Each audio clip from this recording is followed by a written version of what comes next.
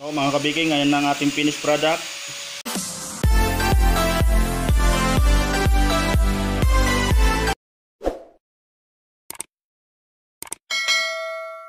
Good day mga kabiking at welcome to my channel.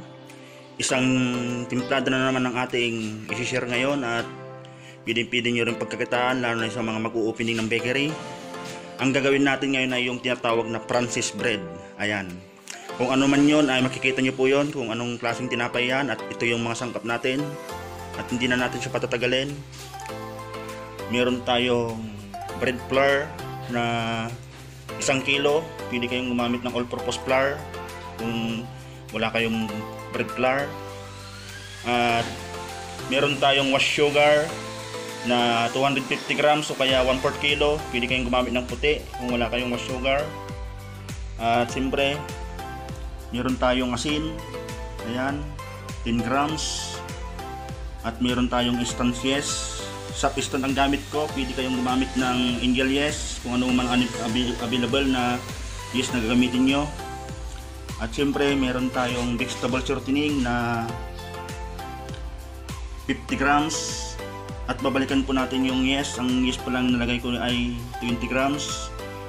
Siyempre meron tayong evap milk, ayan, kalahating cane.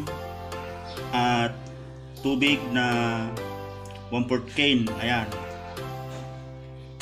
Sa evap cane na pwede kayong gumamit ng fresh milk. Ayan, mamasahin na natin siya at papanoorin nyo po kung paano siya gawin. At siguraduhin lang natin na tapusin natin itong video para makita nyo yung tamang proseso.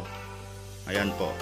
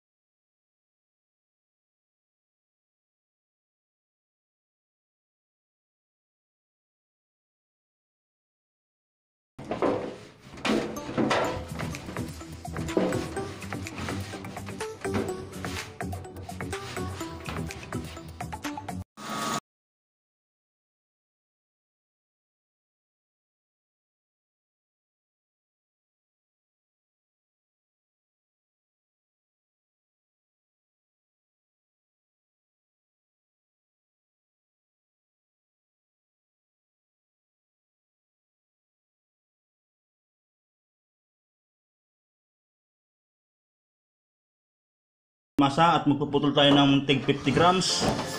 Ayan.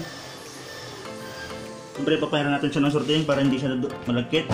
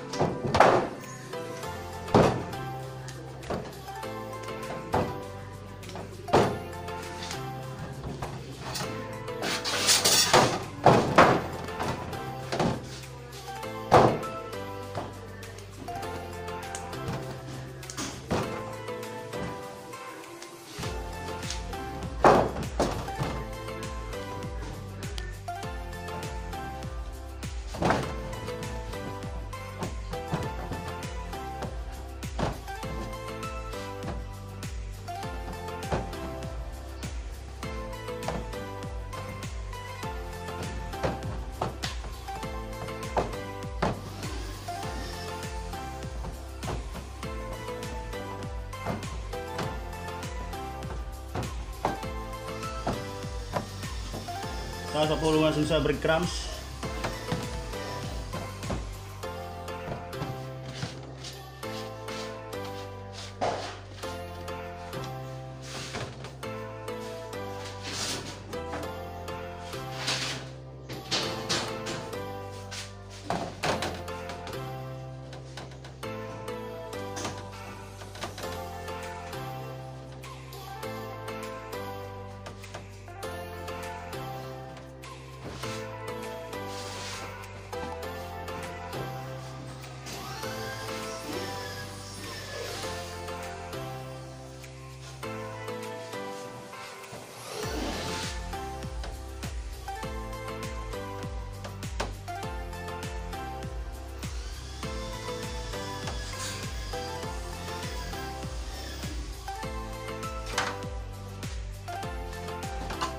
Ayan, papalasahin lang siya ng 2 oras bago natin siya i-bake.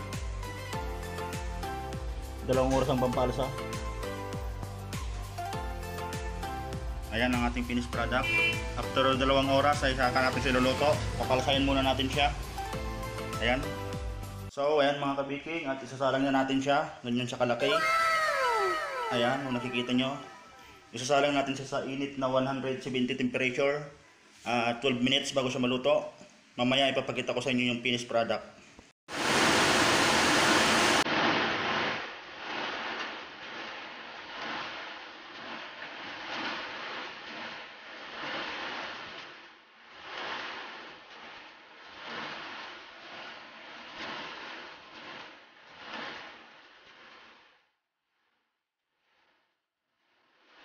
Minutes, start na natin siya.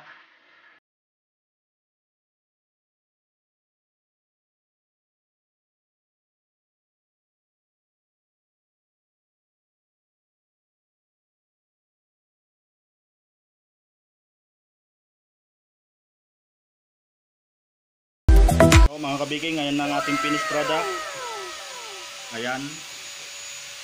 At maraming salamat sa panonood at sana may natutunan kayo sa bidyong ito.